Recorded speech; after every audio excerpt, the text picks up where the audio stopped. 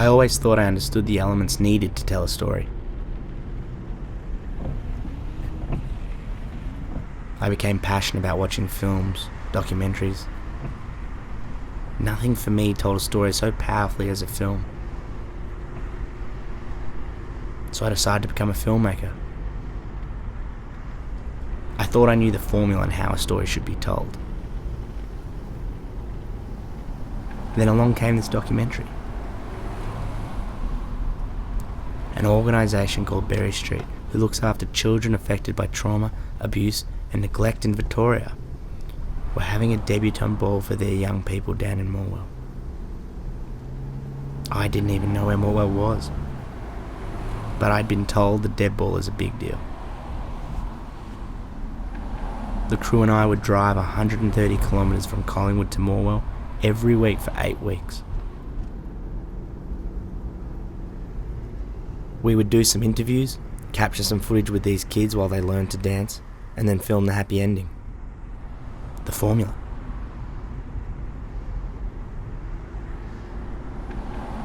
I thought I was ready.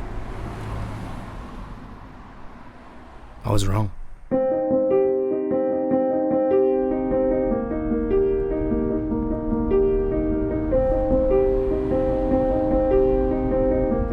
Right across Australia, more kids are coming into out-of-home care than ever before. Down here in Gippsland, there's 4 times the rate of adolescent parenthood as the rest of the state, 3 times the state average levels of domestic violence, the highest rate of disability-adjusted life years, highest rate of children coming into out-of-home care.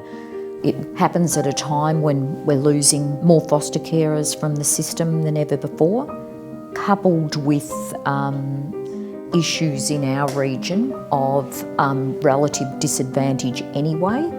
It just makes for a perfect storm.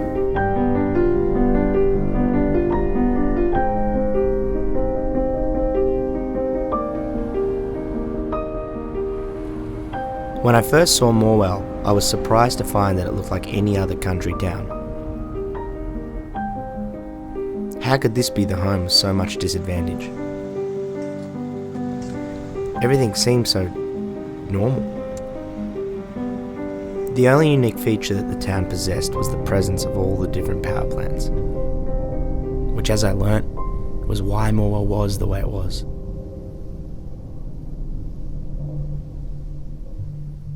Since privatisation of the power industry, there's been a lot of disadvantage in this town.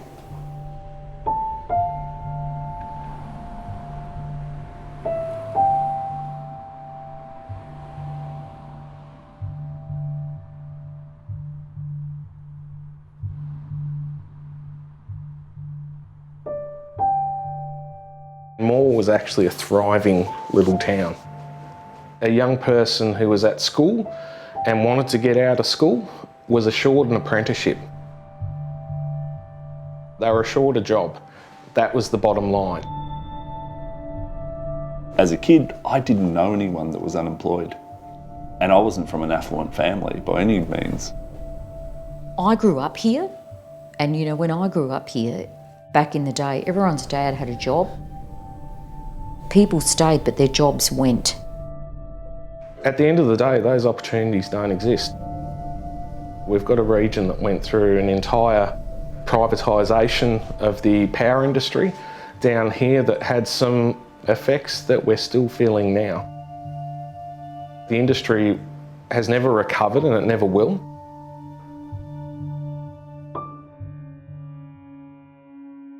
We've gone through now a whole heap of generations that there is no major industry here, which is the reason my father migrated here in the 50s. As most of the people that I grew up, there was work here. Within any community that you live, if that's what the pathway is, if your father works in the industry, if your uncles, if your cousins, if the bloke next door, if everyone works in that industry, well, that becomes a very natural perception that that's the pathway for you. Should probably never have gotten to the point where so many young people or had the expectation that there was a job at the end of the day. That actually sets particular culture in place. Elements of that culture still exist within the community that I live and work in. And that'll take generations to actually change.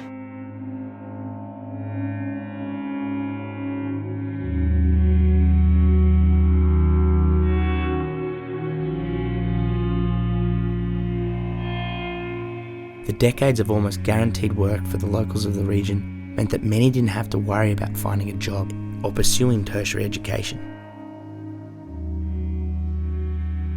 This left them unprepared for the realities of the job market post the recession, which led to a spiral of poverty and disadvantage.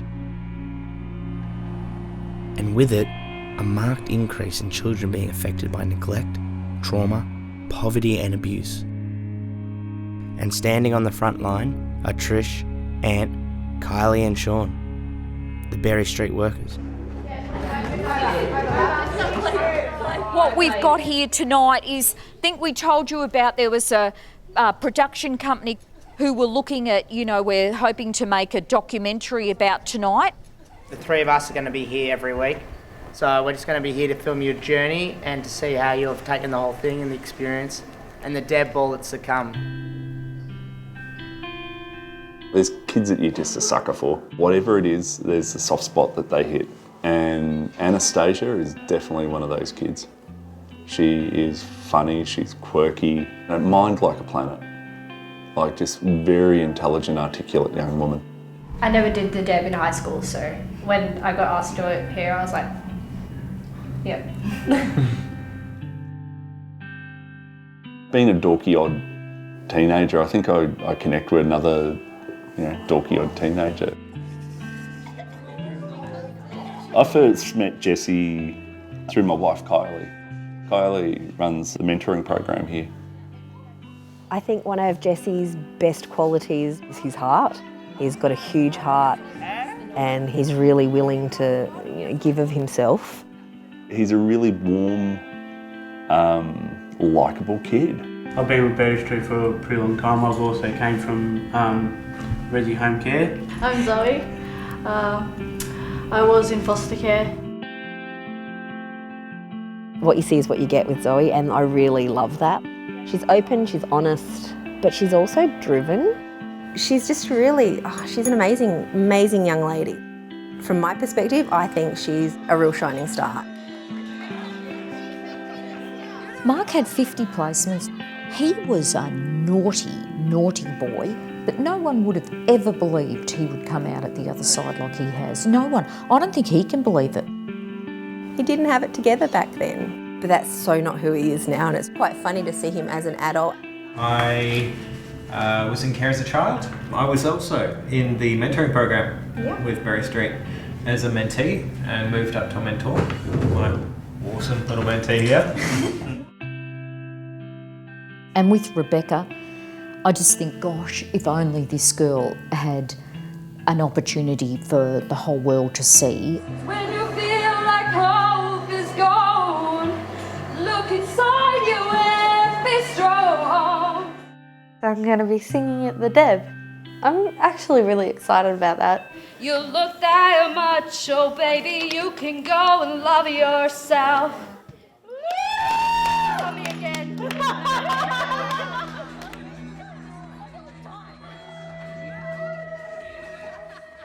My perception of what people who'd experienced neglect, trauma and abuse would be like wasn't great. I thought they'd be uncontrollable. I thought they would have no filter, no consideration. So I was surprised when I met them. They were just kids. And if I hadn't been told where they'd come from, I would never have known. They were smart, funny, normal young people. And I liked them.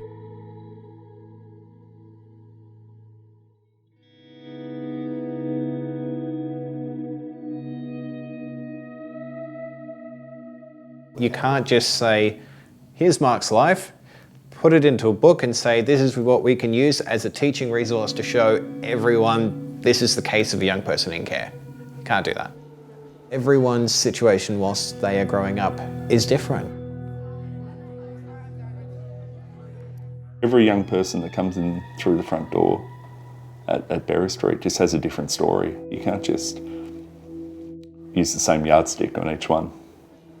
When people say, I understand what you're going through, they might understand from their footsteps in their shoes, but they don't understand from your footsteps, because there's two different things there. You're a kid, you're not a foster kid, you happen to have been in foster care. So let's not put labels on them. Everyone's an individual, everyone has their own experiences. It's the fact that young people who have had a care experience, who have been in out-of-home care, are fully functioning adults, can make something of themselves. It's not a surprising phenomenon. The stalk really dropped you down the wrong chimney. That's what all it comes down to. Any number of our kids down into a different situation, the outcome would have been so much different. The message constantly is, you are what you look like, you are what you own, you are defined by your possessions and everything else. It's just so hard to compete for inculcating values about self-worth and decency in that sort of culture. They've never had anybody for a very long time in their life care for them, and to be, loved and to be a part of something, that's a huge thing.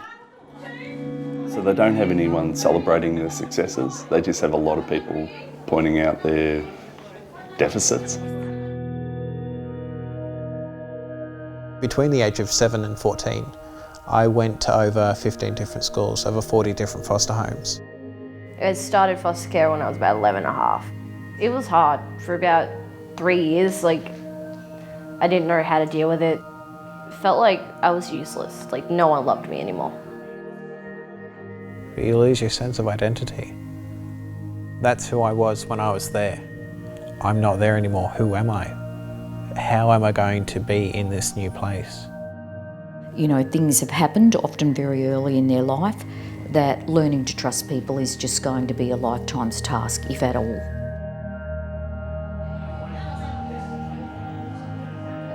Motivating a group of teenagers to do anything is hard, let alone such a guarded group like this. Convincing them to commit to 8 weeks of dance practice and a Deb Ball? That's a task that not many could pull off. But Trish can.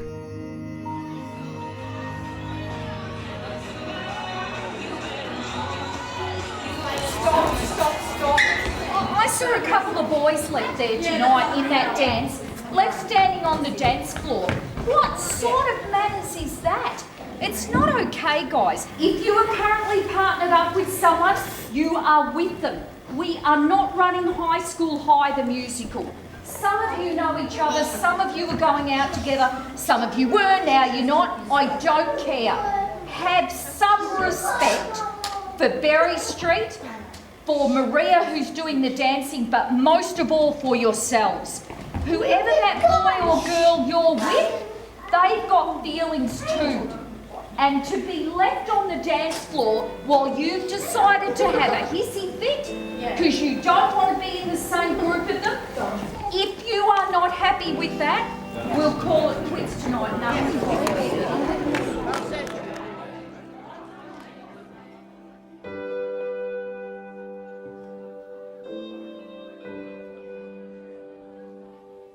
They have swapped schools, they've swapped friends, they've swapped people that said that they'd be there always for them. Had your heart squished a few times and you've had people shun you, and people have left me before, people are going to leave me again, I'm getting in first. Keep away. I don't want you getting to this. I want you to keep your distance. Just back off, like I'm not ready to let you in. And see everything that there is that is the real me, because I don't feel that good about it. They said, we think we've found the one. We think we've found a perfect family for you. This is your new home. This will be your bedroom. This is your siblings. This is the family dog. This is the house we live in. But something happened. And they said they couldn't take me on anymore. Why would you give this to me and then take it away? This was my dream life. And 1,000 things went through my head. Did they get someone else in that was better than me? Or did they get someone in that was worse than me, that messed it up for me? So did you think people were better than you? Yeah.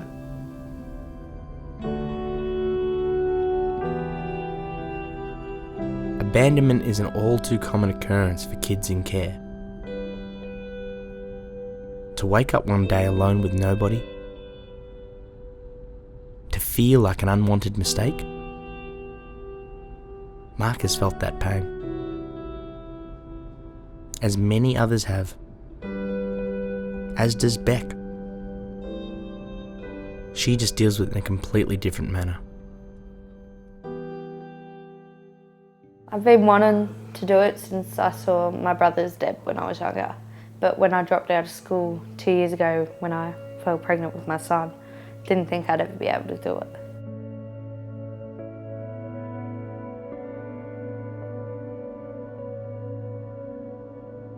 When you're a mum, you want to protect your kids and guard them from all the bad in the world.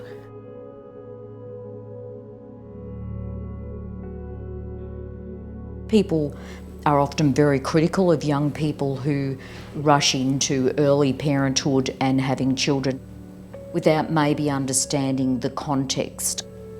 Why don't you do more about, contraceptive care and that? It's not about that. Of course they could get contraceptives anywhere they want.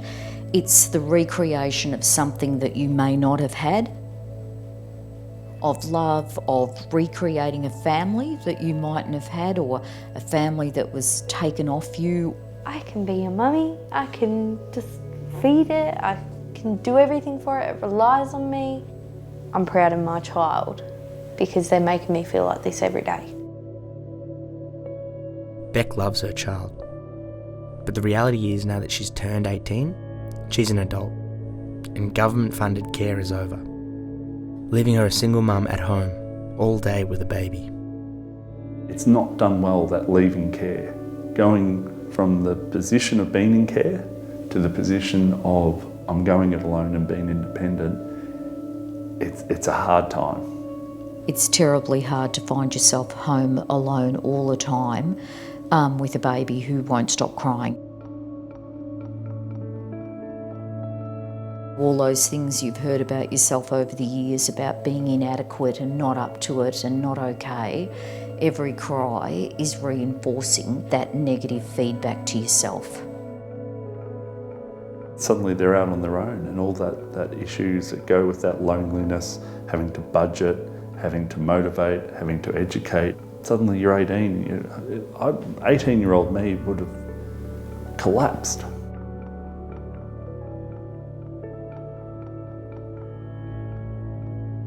Is this cycle of having a child because you feel unloved going to repeat itself with the next generation? I hope that Beck gets to build a better future for herself and her child. But I just don't know.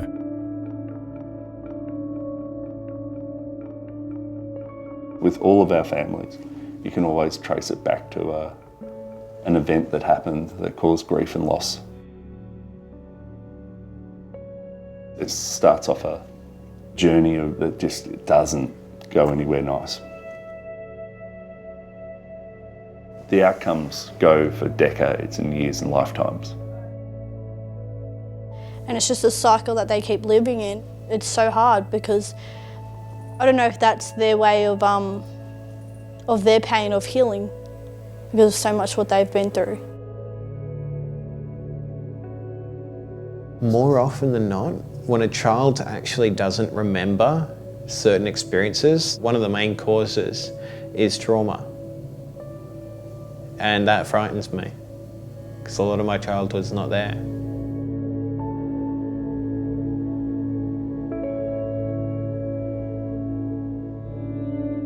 Grown up not being wanted in my family. Because they thought I was the spawn of Satan, and I ate my sister. I was supposed to have a twin when I was born, but she kind of died before she came out. They didn't say that to you, have they? Yeah. I've had a lot of rude things said to me from my family. Like, some things you just got to get used to. Some of us would actually starve. She wanted to go out and party and stuff, and she didn't realise that she had 5 kids.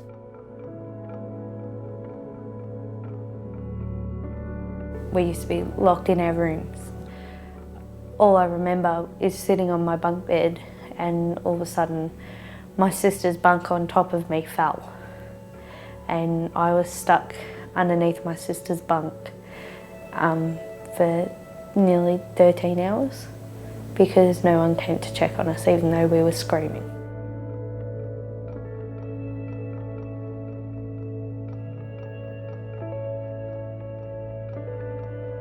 What must it feel like to have those things happen to you? I understand the concept of neglect, of trauma, of abuse. I understand the act, but I have no idea what that must feel like. How it becomes a part of them. How it becomes a part of you. They live alone with that part of themselves every day. And they live with people who don't understand them. We have young people who don't feel that, they're worthy of relationships that aren't violent, exploitative, characterised by alcohol or drug abuse, that they in fact have got so many problems that anyone who comes along is good enough. And what we're saying to them all the time is not only are you good enough, set your standards high and they'll be met. One of the ways that we can do that and build that self-efficacy and self-confidence is to have events like the Deb Ball. Hang on a tick, guys. We are less than a month away from what we hope is going to be the most enjoyable, happy and fantastic night of your life. That's what we want. There is no feeling of shame. There's exactly the contrary, that everybody who is sitting there thinks that you're an amazing young person and that Berry Street are delivering you a message under lights on stage that says you are not someone who is anything to be ashamed of. You have so much to be proud of.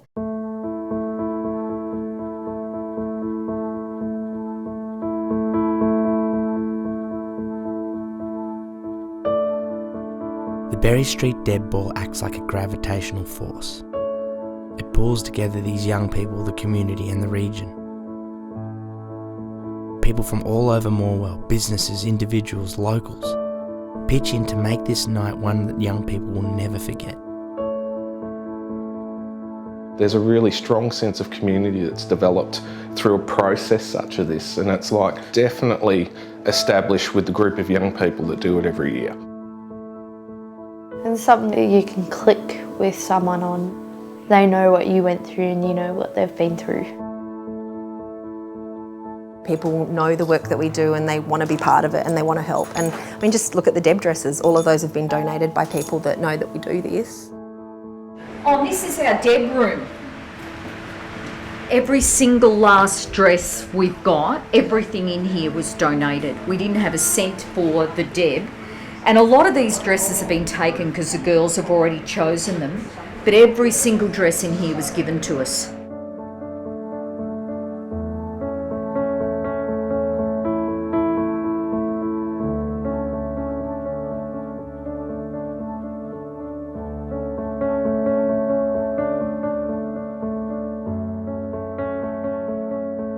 Silvana Summerfield's giving her studio for the hair. We've got people doing nails, we've got people doing this, and they're all doing it out of the goodness of their heart because they know what a big thing it is.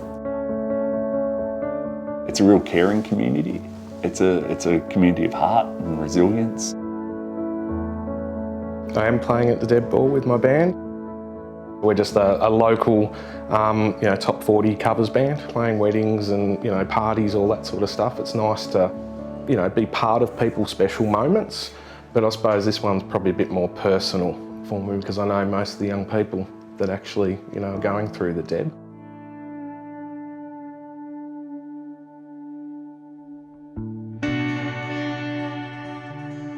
The Deb Ball is more than just a dance.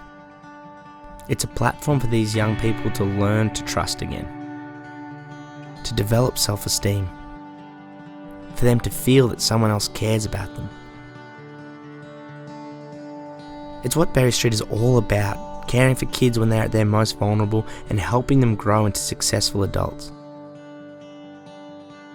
And it's not just achieved through the Deb Ball, but through a number of different avenues. Jessie has this wonderful strength and resilience that's gotten him through everything else, and that's just getting built on and built on. And I think having Mark in his life as his mentor has been really helpful for that too, because it's really shown him more of his worth, and it's really built Jessie's confidence a lot. We were matched by Kylie. By Kylie, yeah. She's like, I've got this young bloke you need to meet. I think you'll just work. There are a number of things that we set out when we first met up, and a number of things like boundaries that we're putting out there, and one of Jesse's was his past was a bit, sensitive.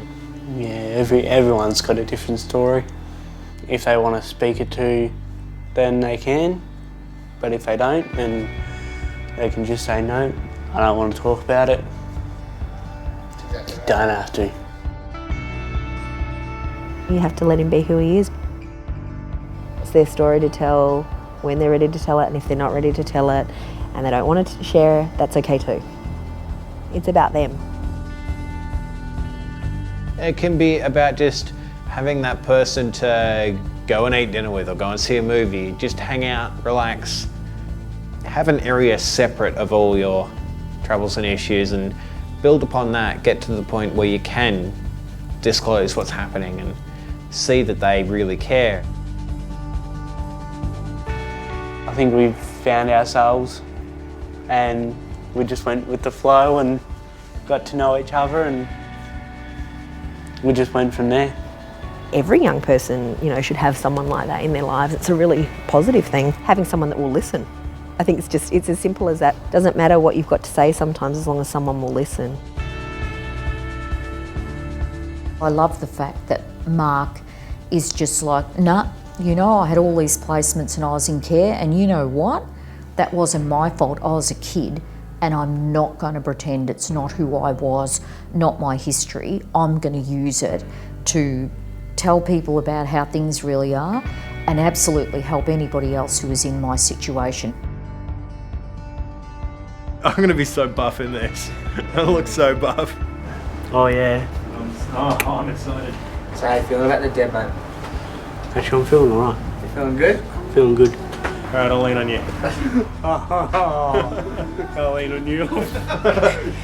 I'm not here, I'm just moral support. I'm not actual support.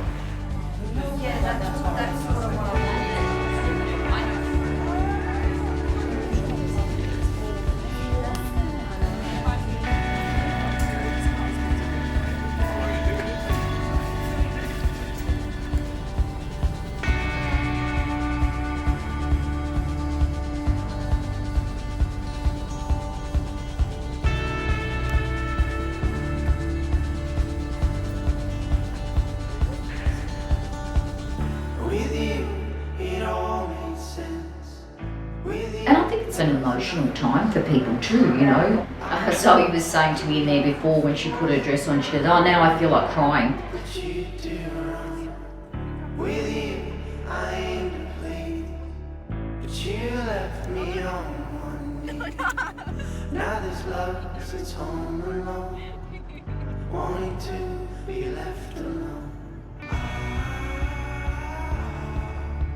One of the young people I was dropping home one night said to me how she had said to her Deb partner, how come you're with Berry Street? And it was, how come you are? And they ended up telling their respective stories and feeling so much better about each other. To know that other people have had incredible challenges in their life and are working like they are with incredible courage and resiliency to overcome those issues and move on. And guess what? You're dancing with someone who's in exactly the same boat. It's actually showing that someone cares about you in a lot of ways. Basically where it starts. Like this dude here. Right there. It challenges the negative, and they start having that bit of self-belief. You know, I do have some worth. People are proud of me. These two, he came up to me and said, is it all right if I propose to her on the night of the death?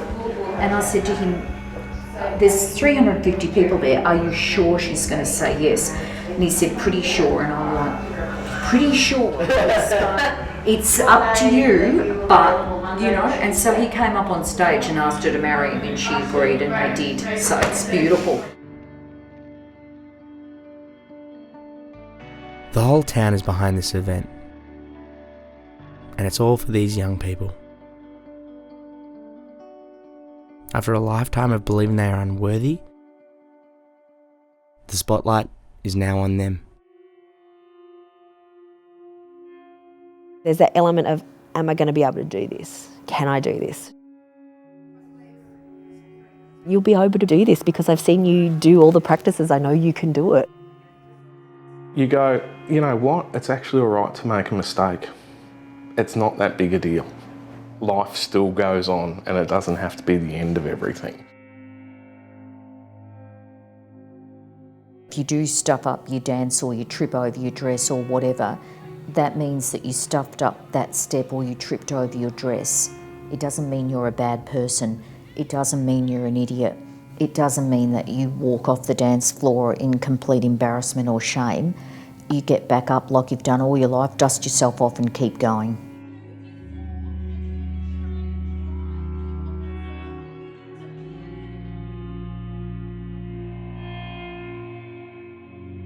I always remember one of the early Debs, one of the young women said to me, she talked about the feeling she had when she walked down the red carpet on the night, looking out at all these hundreds of people. And she said to me that she knew in her life, in the next few years there would be a number of real challenges for her, and that she wanted to remember the sort of visceral feeling she had that night of being supported and cared for and being really important, so that she could draw on it in the years to come. And I remember after she said that to me, I thought, you know what, this has been a lot of work, but I'm going to do this step again because it is so important to the kids in a way that I don't think we fully understand.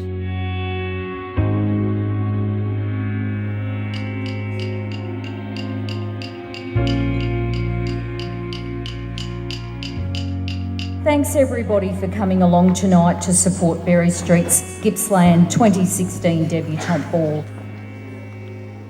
As you know, we're immensely proud of our young people, and I was telling them that last night and I burst into tears, so I'm not going to go on too much about it tonight. You'll see for yourself 32 young people who are the future of Gippsland, and for those of us who work in family and community services, here are our future staff, these wonderful young people.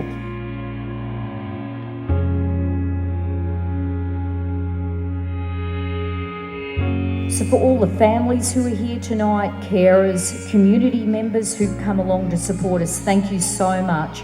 You are in for a fantastic night.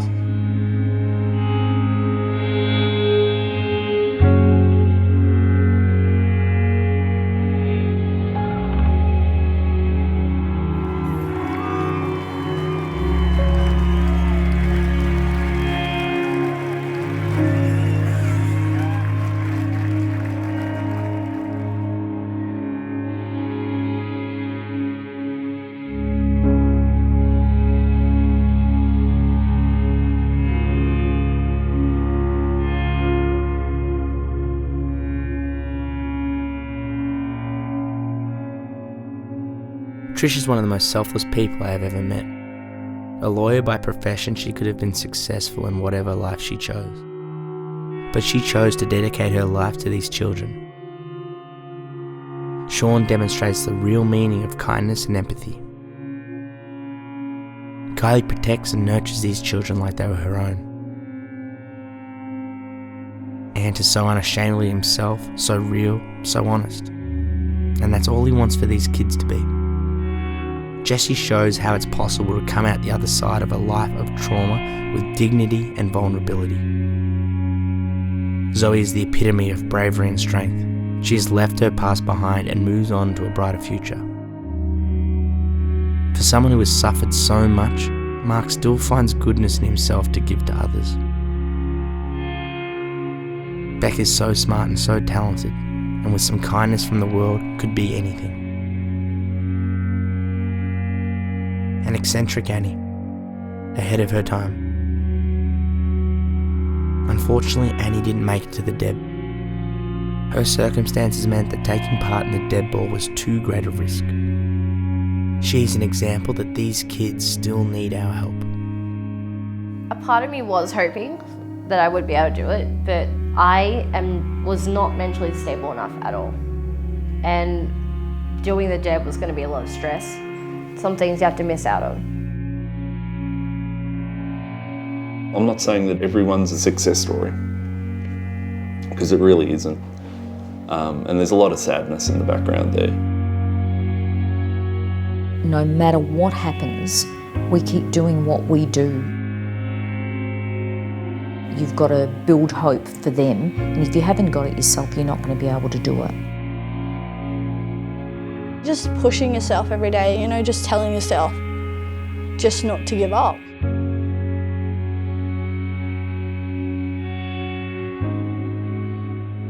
The Berry Street Debutante Ball shows young people affected by neglect, trauma and abuse that people do care. That they're not freaks, mistakes or invisibles. They are worthy of any future they desire. They do matter.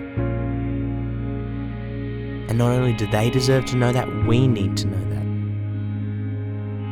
I hope this film can make a difference to people who are lucky enough not to be affected by violence or abuse. To help us understand, to develop empathy and compassion. Because we are all worthy of love. And that's why this story deserves to be told.